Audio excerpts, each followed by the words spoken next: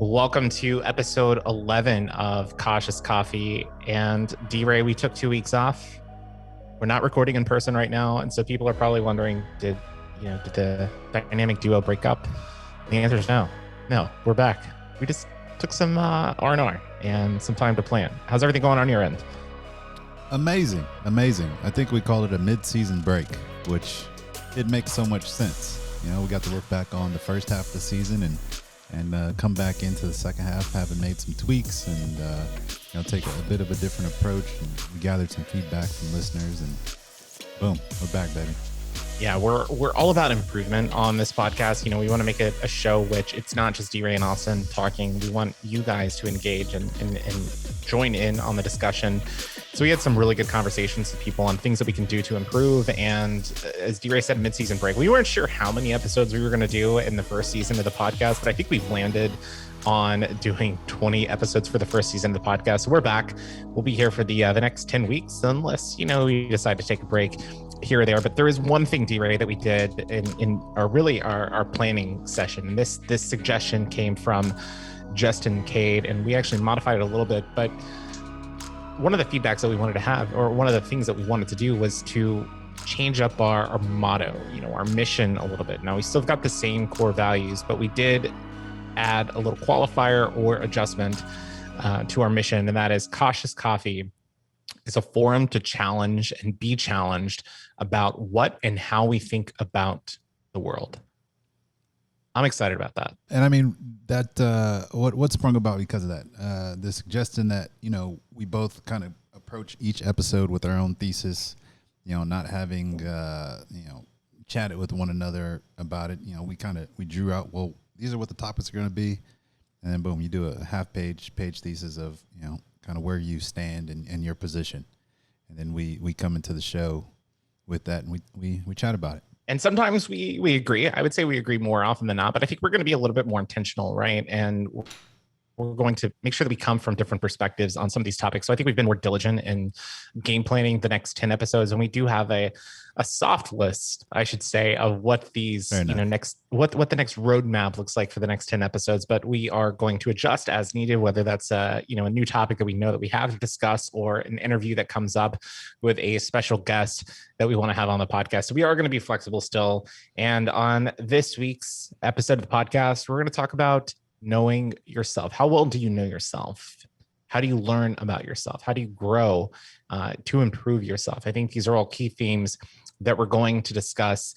And if you want to give us show feedback or ideas, or if you want to let us know on your personal growth and your story, let us know on social media. Just follow us at Cautious Coffee on basically every single platform. We're there, or you can visit our website at cautiouscoffee.com. But DeRae, do you know yourself? The short answer is yes. This episode was influenced by Neil deGrasse Tyson's masterclass, which was brilliant. I'm going through it a second time, and he starts. I think he in the beginning of the masterclass, he says that something to the effect of the most important things in your life, will be determined by how you think and not what you know. Yeah. And that just speaks to, well, you're going to be faced with, an ever evolving set of problems and challenges and adversities, and, kind of your thought process going into them is going to determine, the outcomes. So I was really fascinated by that, and I believe, and I'm obviously biased in my own little world, that most people do not know themselves simply because they haven't put themselves in a position to figure some shit out. That's you've got to be forced to be uncomfortable, right? I think to really know who you are. I think if you just live life with no challenges, nobody challenges you, ask you questions. And if you can't be open to feedback or improvement, I don't think you're going to grow, and you're really going to truly know what makes you tick. Yeah. Our brains are lazy, right? And that's, every single one of us. Our brains Why is that? Our brains like to be efficient because it takes up a ton of energy to think critically. And a lot of us will fall into the trap of being intellectually lazy. And that's, an example would be, something Donald Trump says and someone just blows it off simply because he said it. And instead of, taking what he says and maybe there's one drop of truth in it, and then kind of dissecting it and see, well, separating the bullshit from the truth. And it's just as intellectually lazy to, blow someone off that you disagree with as it is to simply accept, something that you agree with without thinking about it. It's the same thing. And people fall into that trap quite often. It's kind of what we said when we had our planning session. One of the reasons why we wanted to change the mission statement is to create that forum where it is okay to share what you believe, but you've got to be able to back it up, right? Yeah. Give us a reason why you believe that certain way. Was it an experience? Was it something that you've read? Or was it a conspiracy theory that you saw on Facebook? What? That brings up a good point. Austin, and I am so sorry to cut you off. You're about to start flowing, but Justin said something. What did he say? Justin Cade said something. No, yep. He said that he said something, and then I said, well, I think it's okay to be a racist. Austin doesn't. Yeah, I said absolutely not. Absolutely not. But you said that in the context of you believe in individual freedom, which I think I do too. But I think there's also morality as well. And if you're a racist, as Michael Scott said in the Diversity Day episode of The Office, if you're a racist, I will attack you at the North. Abraham Lincoln. So... that's just no right or wrong consequences. That's kind of what it boils down to. That's what it distills down to for me is simply that I don't believe in a right or wrong necessarily. And, you may think racism is wrong. And I think it may not be a good situation to put yourself in, quite honestly, because it deprives you of so many really cool things.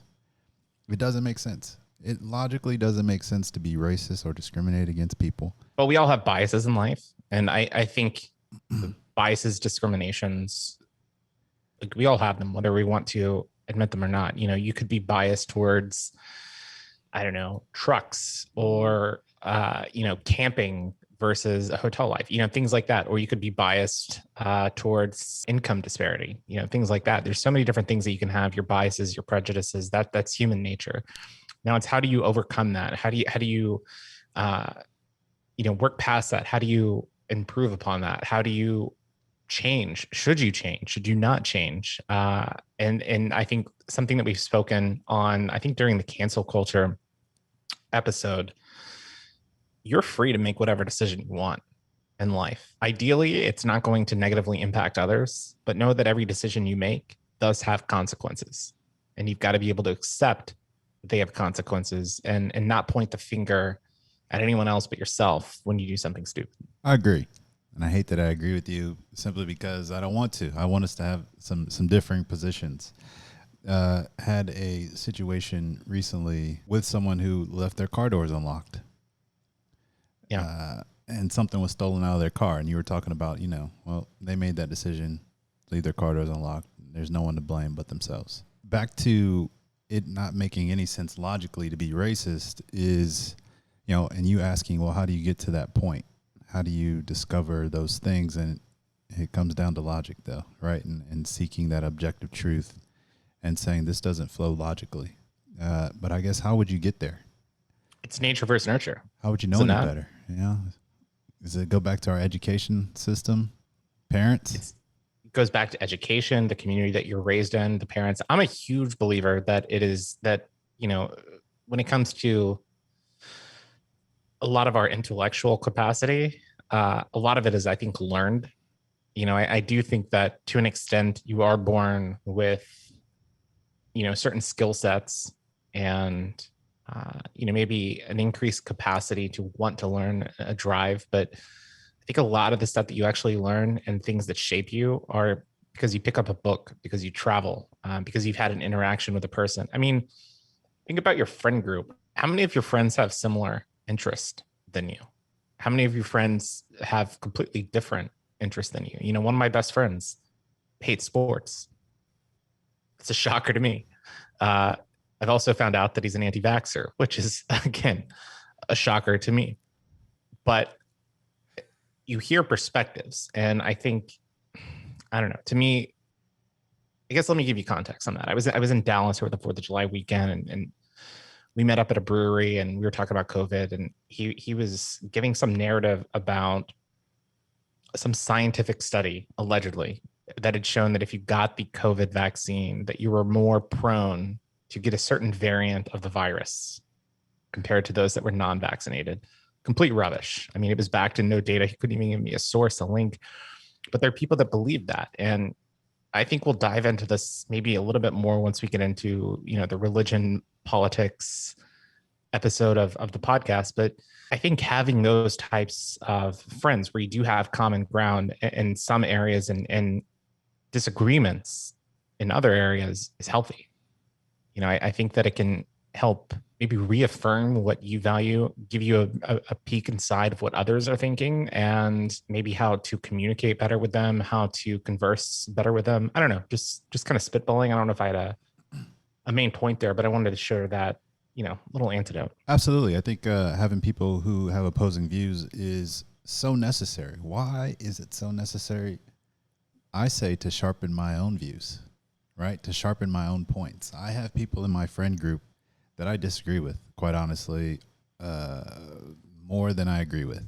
But I'm like, thank you for disagreeing with me. I appreciate your transparency and your honesty and your candor, because it strengthens my argument. That's the only way I can get my argument to be stronger, is if someone, opposes it or disagrees with it. I've told you this before. I've got a great aunt who lives in North Carolina, and she said some incredibly dumb things on Facebook, and just some of her commentary. I think some of it's coming across as racist, sexist, homophobic. And I had tried to engage with her and ask questions like, why do you feel the way you do? And she can't give me a reason. And if I post something, she'll send me like a long comment back, and ultimately I just unfriended her and blocked her on Facebook. And I don't know, like, I think sometimes you've got to have like mutual respect, but I think people that aren't willing to listen and have a productive conversation, like, I don't want to have anything to do with them. And I know, she's family by blood, but I don't want to deal with people like that. Is that wrong for me to have that perspective? And knowing that, all right, I've got to look out for number one, and maybe that's not good for like mental health or my personal growth. I'm proud of you, Austin. Hell no, it's not bad. Opt out of that relationship. Simply because, I can't argue with someone that doesn't understand the distinction between an opinion and an informed opinion. And opinions versus facts, because at the end of the day, what is it? Ben Shapiro, love him or hate him, very, very smart guy, but he says, don't let facts get in the way of your emotions, or something like that. Yeah. It's true. Yeah. It's true. Well, even if you don't have, we don't necessarily have all the facts, because we didn't do the research and we didn't do the trials and we didn't test the hypothesis. We're rereading something we outsourced, those facts. So, it can only be true up to a point. Like, it's not 100% true necessarily, but there's a high degree of certainty that's involved with it. Right. So we're speaking to it, and it's not necessarily verbatim all the time, and we don't always remember the facts. So I'm saying, in the context of the conversation, we merely have an informed opinion, unless you're reading from that article at the time you're having the conversation. Well, now that comes into, the education system and things that we're taught in school. We're given a very narrow window of an opportunity to learn. And unless you have the income to go to a private school or something like that, like, you're taking a state-based curriculum. Mm-hmm. And here in Texas, we're starting to see, like with the whole critical race theory, we shared this video of General Mark Milley on our LinkedIn page. Actually got some, decent feedback from that. But the state of Texas doesn't want that anywhere near the education system. And so it's like, all right, why is that the case? And, why don't they want to encourage people to at least hear other perspectives, not necessarily that you believe that, one way or another, but just be open to different ideas. And during the early part of July, there was a book that was co-written by Chris Tomlinson. He's a columnist for the Houston Chronicle. It's called Forget the Alamo. And I ordered it on Amazon. I haven't been able to read it yet, but I've read the synopsis. This whole premise is that, as Texans, we glorify the Alamo and the battle and how that was a turning point, and Texans were trying to fight for freedom. But his perspective is, okay, maybe history wasn't 100% accurate. Maybe we wanted to frame a narrative on the start of Texas and how he grew as a country and then ultimately part of the Union. But his contention was, the real reason why Texas wanted independence from Mexico is because of slavery, and that Texans wanted to have slaves. And so he was actually going to give a book reading or session at the Bullock Museum in Austin, Texas. And elected officials in the state of Texas shut him down. They limited his ability and access to free speech. And I think it's only gotten him and his book more notoriety. And so that's, when it comes to learning yourself, I think that you have to be challenged, right? If someone asks you like why you believe something and you can't defend it, running away and hiding and shutting somebody out is cowardly. I mean, that's kind of my thought. And if you're going to ignore the past, I think that's incredibly dangerous. And somebody on a thread, I think it was like an op-ed or a letter to the editor that was written to the Chronicle about it. And it was somebody who was a former tour guide. And they said that whenever they started tours, they always said history as we know it today. And I thought that was really, really important because things change over time. You learn more about science. You learn more about history, culture. There's a lot of history. Like, for example, we know about ancient cultures. We know they existed, but we don't know so many different things about them. And so I don't know. Like, I think all of that and being open-minded and willing to listen to other ideas is how you really focus on personal growth. And I know that was a complete rant, so I'm going to shut up for a moment, turn it over to you and drink some coffee. No, you're right. I like your point about, the alternate history about the Alamo, because there are a lot of alternate histories out there, quite honestly. Yeah. And a lot of the history that we learned in school, I'm a huge history buff. I love history. And I'm, as a civil affairs officer in the Army, you learn about narratives in other countries, right? Others, right? But never here. Right. Right. It's like why is that? Why are we afraid of our own past? Exactly. Boston Tea Party was actually smugglers putting the competition out of business, right? Like taking them out dressed up as natives. That's cowardly. I mean, just look at like Israel and Palestine, for example. Yeah. Half the world sees it one way, half the world sees it the other way. Right. And there might not be a correct answer. I think the issue is entirely too complex, but so many people are hardlined on either Palestine is right or Israel is right. Yeah. It's like, why is that the case? Like, why can't we find common ground? We have a narrative within our tribes and we try to hold on to that bad boy. And, when people, challenge that narrative, well, now we have some issues and we want to shut them down, right? We want to quiet that narrative because it, they're troublemakers, rabble rousers. Rabble rousers. So as opposed to, being accepting of a different truth, in that master class, they were talking about someone challenging the laws of physics, Newton's laws, looking at planetary movements. And, I think it was Uranus was moving against the laws. And someone's like, that Newton was wrong. And then someone else was like, well, maybe there's something on the other side of Uranus. Maybe there's another planet over there. Right. And, let's look for it. So they find that other planet. I'm like, oh, well, damn it. Newton was right. It's just being open-minded to there's something else. There's something more to it. That's not it. That's not the end. And everyone thinks history is final. It's not. It's ongoing. And we should keep digging. How do you shape your own history? Like, how does how does DeRae know himself? Like, what do you do to continue to grow? What advice would you share with people on your professional growth? And has your opinion changed on things since you were, I don't know, let's call it like 9-year-old, 10-year-old DeRae versus the man that you are today? Not many kids spend their childhood getting punched in the face and punching people in the face, and you learn so much about yourself when you're put in that situation, because some folks crumble and they never go back.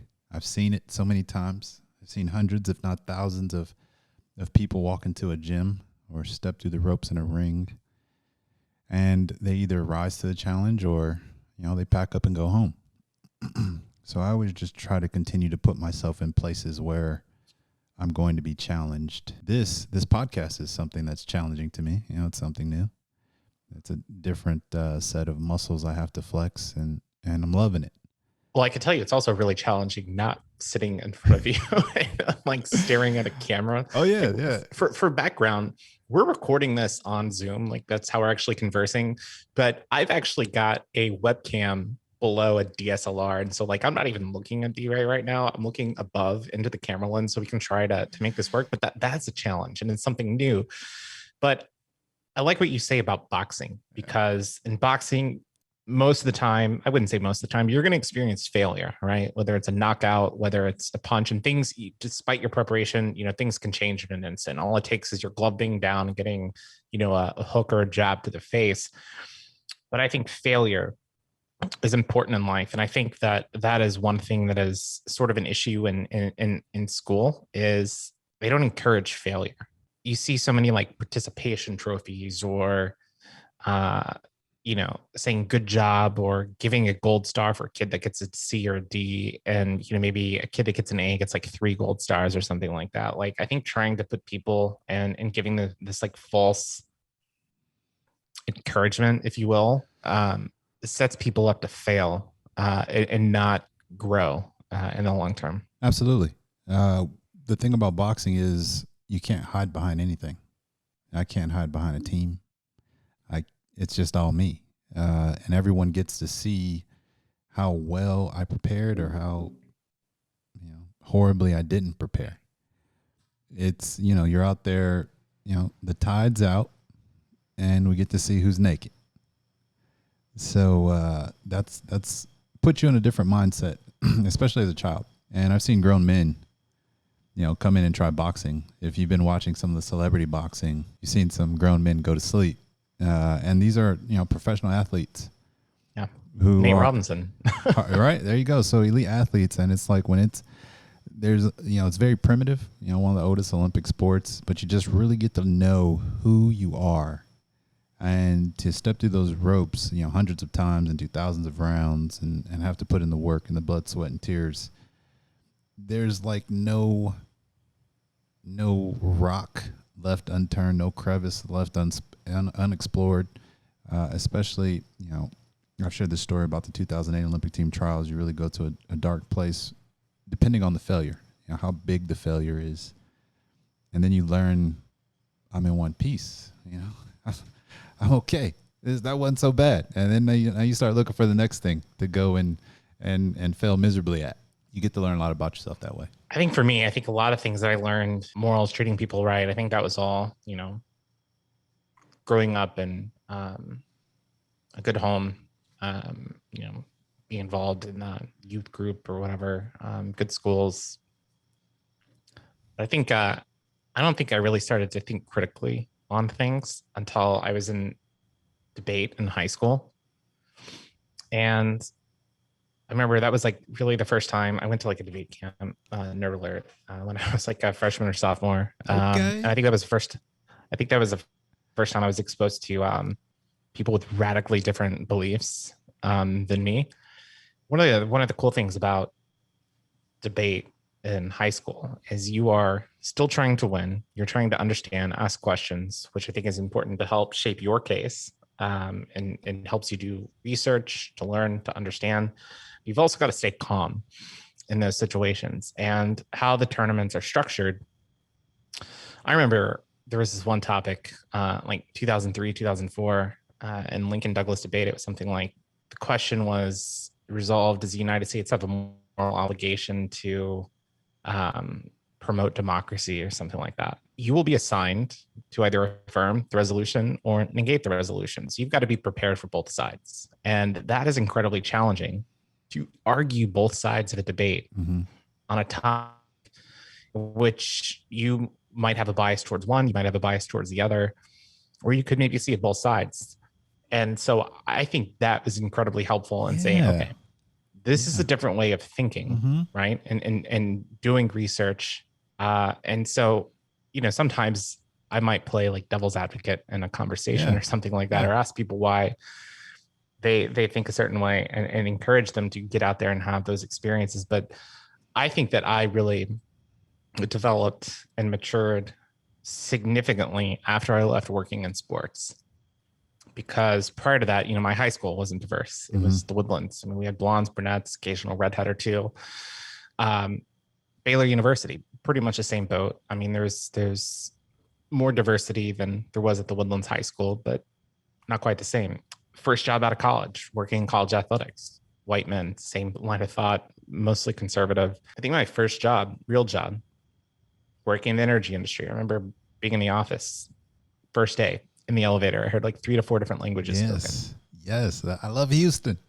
Yeah. And I think that exposure plus traveling and not just going to the touristy spots. And I've been a huge advocate on Cautious Coffee about that. And then even the Business Communicators podcast about that. But I don't think you'd know yourself unless you go out and see the world, talk with the locals, have lunch with the locals, coffee with the locals, whatever that might be, and actually sit down, have a conversation, learn about them. And one of my favorite experiences was when I was working in Oman and I had a conversation with one of my colleagues there. His name was Omar, and same age. He had 2 kids, married, grew up in Oman. And we sat down for about 4 to 5 hours one night.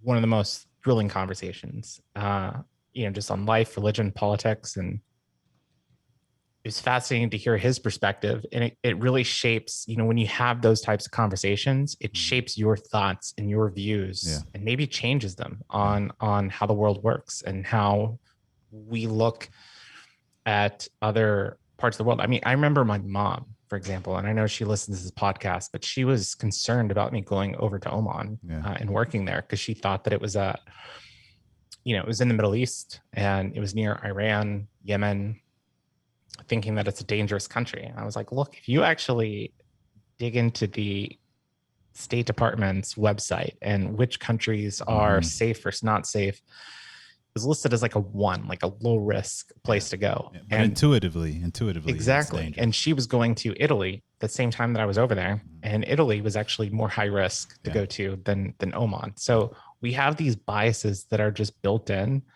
because we see something on the news or hear something, and once we had to experience it ourselves, we realize that, okay, maybe that's not true.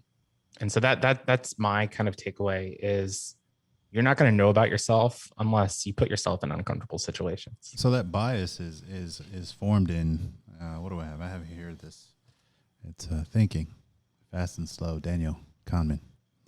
And those biases and that intuition is your system 1 thinking, which is the same system that evolved in the jungle when you heard a crackle in the over yonder. You're like, I need to move, right? So that bias is the same thing here in the first world or modern times. And you have system 2 thought, which says, okay, pause, stop, think about this critically and logically. Let me break this down. Does this make sense? Let me figure out. Let me use some statistical reasoning here. Let me go to that, that website and see how violent or how dangerous Yemen is. And then I'll have an informed opinion. She just had an opinion. And, my old coach used to say everybody has a butthole too.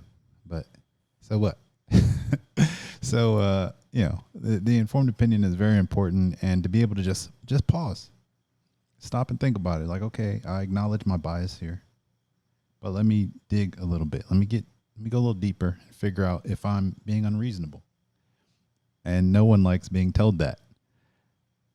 So that's where being a communicator is so important. And that's why I'm not mad that you stopped talking to your family member in North Carolina, simply because, they're free to believe that the moon is made out of cheese, and we never went there. I mean, I do think there are some people that you need to cut out of your life. Yep.